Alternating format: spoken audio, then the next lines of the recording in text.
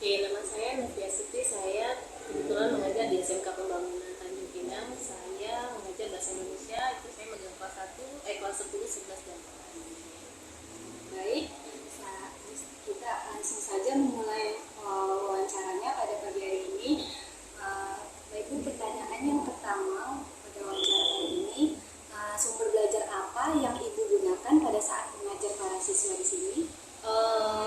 Kebetulan di SMK Pembangunan ini saya itu mengajar 2 mata pelajaran, 3 mata pelajaran. Nah, kalau untuk sumber belajar yang saya gunakan, saya tidak dulu dalam bentuk itu, saya punya modul-modul yang saya punya, kemudian saya juga menggunakan buku paket Erlangga.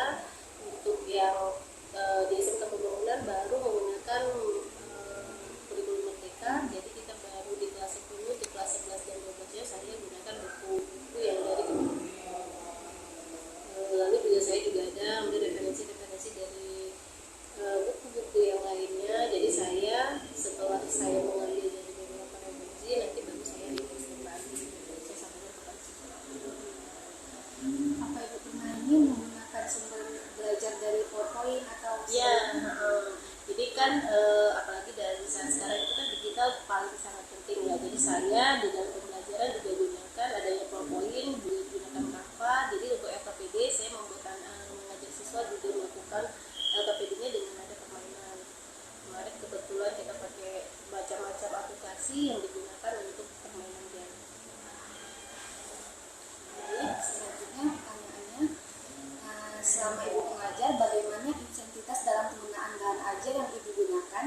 Apakah Ibu lebih condong menggunakan bahan ajar cetak atau mencetak? Bahan ajar cetak ini bisa berupa buku, modul, brosur, dan lembar kerja siswa. Kalau bahan ajar mencetak ini bisa berupa video, PowerPoint, modul elektronik, dan kaset atau radio. Jadi gini, kalau untuk bahasa Indonesia itu kan banyak beberapa materi itu. Nah, jadi dua sumber belajar ini saya gunakan. Nah, contohnya kalau saya menggunakan dalam teks ceramah, saya perlukan video.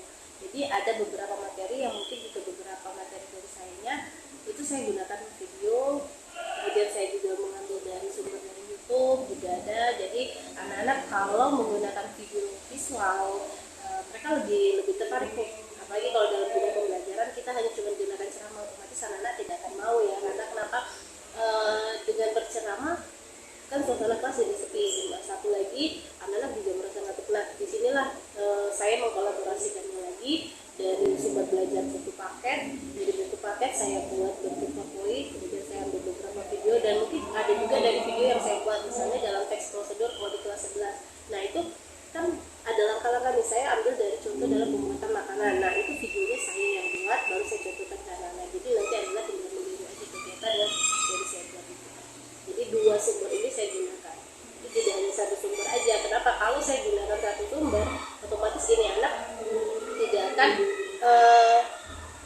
tidak akan termotivasi dengan materi yang kita berikan. Apalagi kalau materi itu adalah lebih ke apalagi ceramah ya. Dimana kalau ceramah ini adalah satu untuk percaya dirinya tidak. Nah, otomatis itu saya juga sebagai pencontoh, saya juga sebagai pemberi yang memberikan gimana caranya. Jadi ada dua sumber ini memang saya gunakan dalam pembelajaran. Selanjutnya, apakah Ibu ada kendala dalam penggunaan bahan ajar yang Ibu gunakan sekarang? Kalau untuk kendala itu tidak ada ya, karena kalau di SMK Pembangunan untuk penggunaan baik dari media, kalau metode pembelajaran juga pun kita di sini misalnya saya punya teman sejarah. Kalau saya tidak mengerti atau tidak apa, saya bisa sharing nih sama teman-teman saya juga bisa saja dengan guru-guru yang lainnya. Jadi untuk kendala bagian dari teknis, dari media bahan ajar ataupun bahan sumber belajar yang lainnya, insya Allah tidak ada. Selanjutnya, apa harapan Ibu dalam pengembangan bahan ajar yang sekarang Ibu gunakan? Kebetulan di SMK Pembangunan itu ada 2 kurikulum yang kita gunakan. Kan yang di kelas 11 dan 12 itu kita gunakan kurikulum K13, kalau untuk kelas 10 baru kita menggunakan kurikulum Merdeka. Cuma kalau untuk di kurikulum Merdeka ini kita apalagi kita swasta ya. Kalau swasta itu gini, kita mandiri. Nah, mandirinya di sini untuk kami belajar tentang apa itu kurikulum mereka ya semuanya mandiri. Jadi mendatangkan tutornya. Nah, itu dia. Kalau untuk di kurikulum K13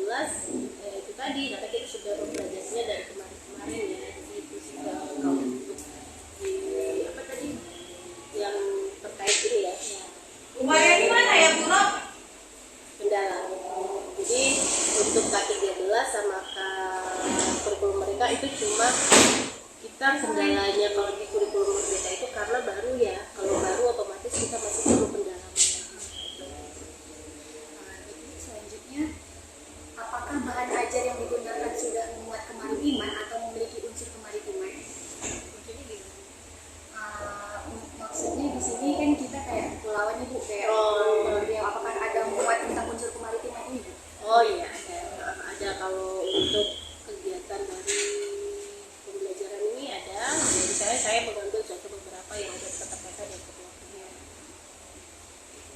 Selanjutnya, kurikulum apa yang ibu gunakan sekarang pada saat pembelajaran? Tadi yang saya bilang kita ada 2 kurikulum. Kalau untuk kelas 11 dan 12 itu punya kurikulum K13. Kalau untuk kelas 10 kita baru berjalan 1 semester ini penggunaan kurikulum merdeka. Nah jadi ya istilahnya gini, karena kita baru merangkak di kurikulum merdeka, jadi kita baru melakukan mengenal nih tadi guru-guru di sini, kita semuanya belajar lagi, mengulang lagi itu tadi ya, otodidak dari aplikasi Merdeka Belajar. Selanjutnya, metode pembelajaran apa yang digunakan sekarang?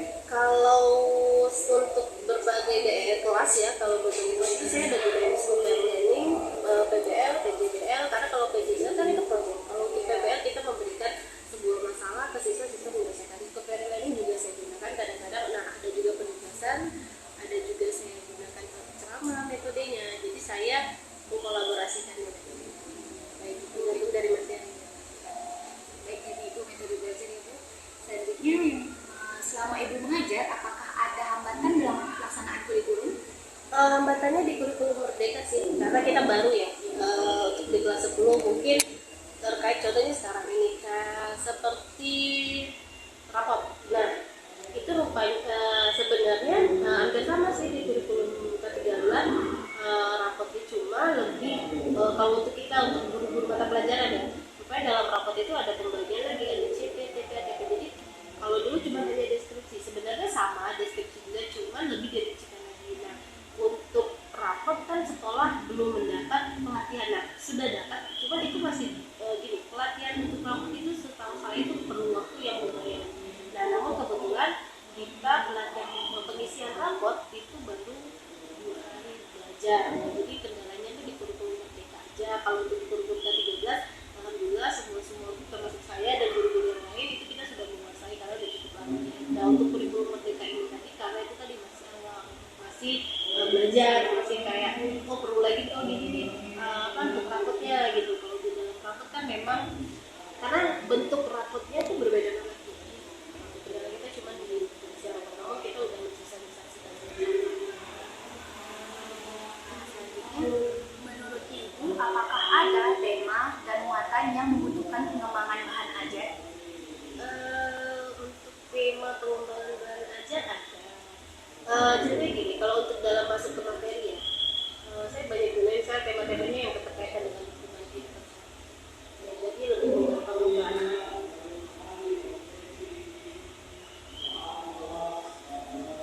Selanjutnya, jumlah siswa yang ibu ajar ada berapa ibu? Saya untuk SMK pembangunan itu semua kelas saya masuk, saya ajar karena saya juga ajar kelas 10, kelas 11, kelas 12 itu siswanya ada 90-an jadi di sini kan guru bahasa Indonesia kebetulan tinggal 1 yaitu Pak Guru, memang ada 2, namun untuk sekarang kita hanya ada 1 karena kan kelasnya juga lebih banyak tahun ini. Nah, jadi saya yang memang untuk bahasa Indonesia itu kebetulan saya yang tapi ya kalau untuk materi pelajaran yang lain itu saya cuma megang di sampai kelas 11 gini. Saya juga megang produk kreatif, nah saya cuma hanya megang kelas 11 aja. Saya juga megang seni budaya, tapi saya hanya di kelas. Tapi kalau untuk keseluruhan hampir bukan hampir semua kelas saya masuk, jadi rasanya karena kebetulan memang di bahasa Indonesia. Jadi ibu sendiri guru bahasa Iya. Terus, bagaimana minat belajar siswa di sekolah ini? Kalau di SMK pembangunan minat belajarnya itu tadi karena ini kan Gen Z ya. Ya Gen Z itu lebih suka ke digital. Nah kalau digital, ya itu tadi kalau misalnya saya gunakan media pembelajaran saya atau metode pembelajaran saya yang terkait dengan project, terus kemudian saya gunakan adanya games permainan, nah itu mereka lebih termotivasi nih pembelajarannya ketimbang kalau saya memberi pembelajaran yang hanya cenderung saja. Nah itu kalau untuk kalau dari siswanya ya seperti itu, jadi mereka lebih senang.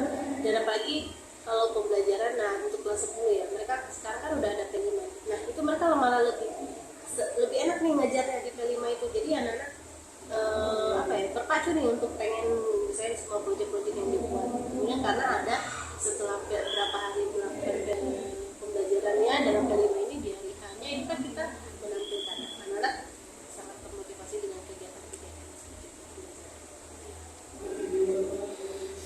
Selanjutnya permasalahan dalam pembelajaran apa aja? permasalahannya itu sebenarnya gitu. Anak-anak ini ya, kalau saya pernah mengikuti seminar Gen Z gampang nyerah. Contohnya ya, mohon maaf sebelumnya, di beberapa universitas sekarang aja sudah menggunakan mahasiswa menggunakan psikolog.